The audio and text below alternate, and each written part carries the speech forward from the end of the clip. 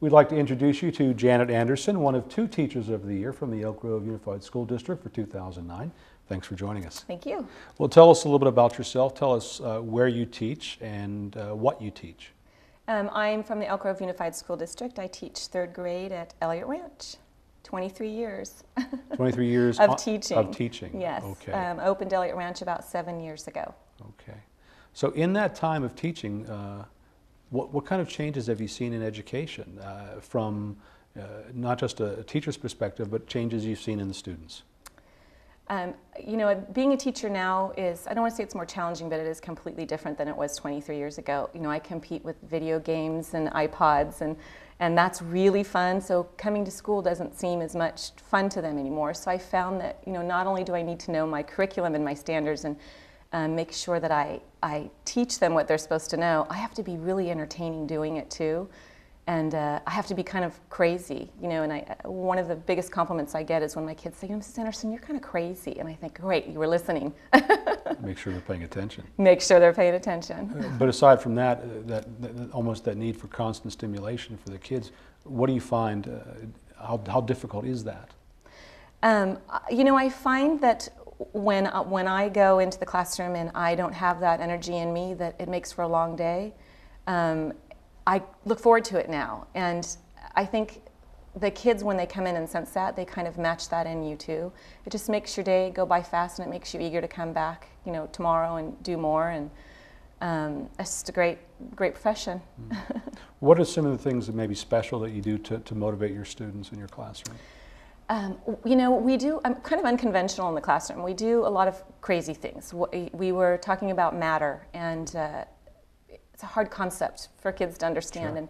and what kind of physical forces, how that changes what an atom is. And so we went outside and we sat on the side of our playground. The kids took off their shoes and socks because it's, you know, 102 in Sacramento, blacktop, very hot, and they put their feet on the ground, and they were, you know, kind of moving their feet around, going, ow, ow, ha, ha, and I said, that's what physical forces do to matter, you know, to atoms.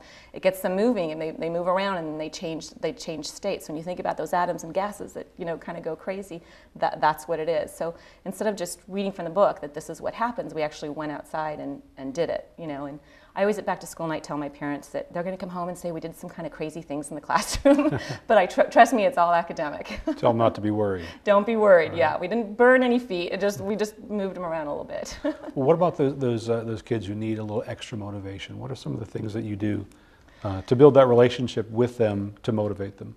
I think one of the things that teachers need to remember is all kids want to learn. They're all motivated to learn, and it's giving them that moment where they feel like they're shining. And some kids shine in certain ways, and some kids don't. So whether it's get up and, you know, act like you are Columbus staking a claim, or, you know, raise your hand and tell me what the names of his ships were. You know, those are 2 completely different things. They're both learning, but they're both, you know, motivating in different ways. So just knowing who your kids are and finding out how they learn best and what excites them, and you just do it. You know, I'm a performer. I find those areas, and that's what I do. So it's building a relationship with the students. It's building relationships with each individual student and having them build relationships with each other. Because a lot of the learning in my classroom goes on with peers. You know, they work in groups, and they help each other, and I hear them saying, well, that's one way, but we could also do it this way, and, you know, that's great. They can get it from me, but when they get it from peers as well, they feel like, you know, we're all in this together, we've got this common goal, and this is the direction we're going. What about building relationships with families? How important is that to the success in the classroom? When like I said, back to school night, I always, you know, I start off with, okay, I'm going to tell you all these crazy things you're going to hear. Probably they're true. This is what they are. Parent contact is huge, and I always call home, you know, first, second week of school and say, what a great kid. You sent me, you know, your best kid, and they are my best kid now. And they're excited about learning, excited about having them. All parents want their kids to go to college. All parents want their children to succeed. And if you realize that they're doing the best they can, I'm an educator. I might know more about how, you know, to teach them certain things, but that support is going to be there if I tap into that. I start off when I meet with parents, you know, with how can I help you? And how can you help me? Help me help your child. What are some things, what are some goals you have set for them that you want me to do with them? What are their strengths? What are their weaknesses? What areas do you want to improve?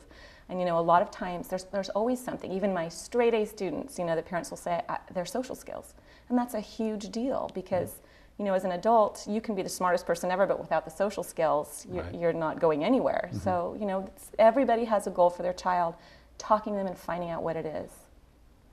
But by building that relationship with the family, that gives you double support. You've got support in the classroom and outside at home. Sure. That's got to be really important. Yes, it is very important. And who doesn't love for a parent, for anyone to come say, you did a great job, thank you so much, you made a difference in my life or my child's life. And that's kind of my goal. I want that parent to say, what a great year, my child learned so much and they love school. That's what you always want to hear. My child came home and they said they just had a great day and they love school, they can't wait to come back tomorrow. When I hear that, I know I'm now with that family. I've bonded with that family. That family's now not just, is excited about education, excited about sending their child, feels safe sending their child, and is supportive of that. Well, what motivated you to become a teacher? What brought you to the profession? I get, people ask that question all the time, what do you like about teaching? Why do you do it? And it just amazes me because you get immediate gratification. I've had, I was trying to count it all up. My husband's the numbers person, not me, but I think I've had like 540 kids go through my classroom doors. When I think about those kids have about, maybe a memory of me that's a positive thing that maybe made a difference and gave them some self-esteem in math. Maybe, I get that a lot. Parents say they don't feel they do well in math, but they do, and work on self-esteem. Those kinds of things, how does that not make you feel great about what you're doing? When I see that, I know I'm doing a good job, and then it motivates me to do more. I have a lot of educators in my family, both parents were educators. Okay. So I saw how important that was, and I used to walk on campus with them and look at kids, watch kids look at them and go, gosh, they're like a rock star on campus. I want to be that person. Yeah. So you have some educators in your family. I do. Were they kind of the inspiration in a way, the role model that kind of made you decide that teaching was the career for you? Probably. My mom had 5 children, and she went back to college when I was in high school and got her teaching credential and started teaching. And it was a hardship for us. My dad was a teacher with 5 children. That's not a lot of money. No. And she could have been a nurse. She could have done things that made more money. But she chose to do this because it was something she loved. And find something you love to do, and you'll love your life. And that's kind of the way they raised us. And I love that in them. And that probably is where I got it.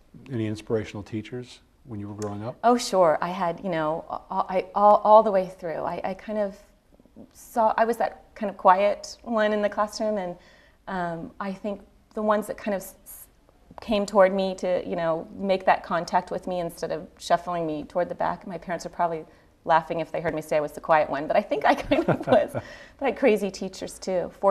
My fourth grade teacher used to do these experiments where things blew up that people would cringe right now if they knew what we did. Probably wouldn't be accepted today. No.